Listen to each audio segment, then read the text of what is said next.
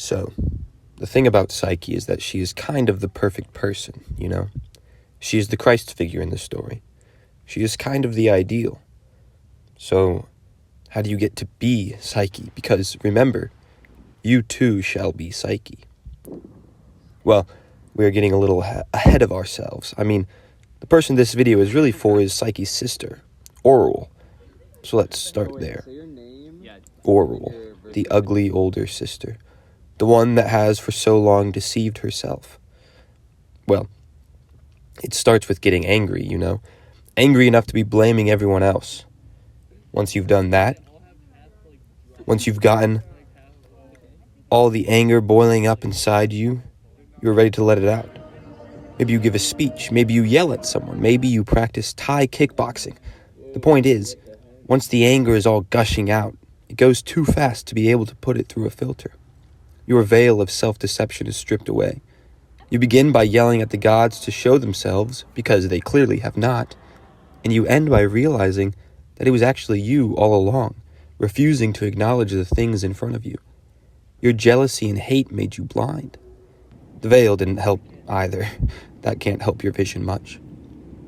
Now comes the next step, self-reflection.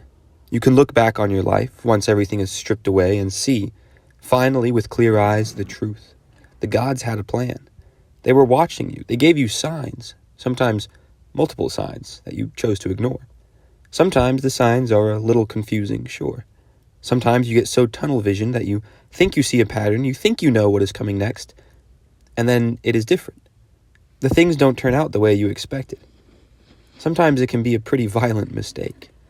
You get angry at God for not having a plan, but you don't even see the purpose of that thing yet. Sometimes that thing that you see is the cruelties of life. It's the not nice parts. They don't make sense. But there are also the parts that do make sense. There are parts that are beautiful and pleasant. There are little pockets of joy in life. There are things that the gods have given you that they didn't need to. If you got everything you deserved, would your life be good?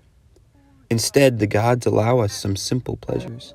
The gods take care of the birds and the bees and the flowers and the little scruffy, annoying dogs and all the other little creatures in this world.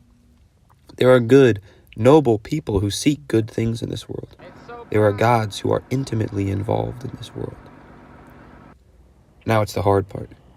The transformation. The being Psyche part. In this part, you may need to lose a bit of yourself.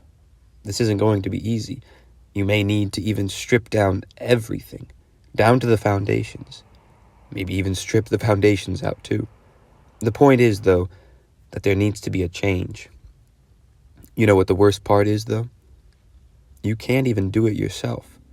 You know those gods you were ranting and raving at before? Yeah, they must do it. Now, there is some personal responsibility there too, don't get me wrong. It takes work. It's not all just sitting back and relaxing. There are dozens of menial tasks that will be required of you. Sorting seeds, grinding beans, weird, impossible, eccentric tasks. These are necessary. But can man change himself? I'm not certain they can, which is why divine interference is necessary. The gods have a purpose, a plan, a way of doing things. They will open your eyes. They will let you see the ways in which you need to change, and then you need to accept that. You must collect yourself and then allow the gods to do their work in you that needs to be done. The veil must come down. The ugliness of soul and body must be stripped away. As comfortable as that saggy skin has become, it must be swapped out. The beauty that has been created in you cannot be seen if the old is not stripped away first. And then it is done. And then you are Psyche.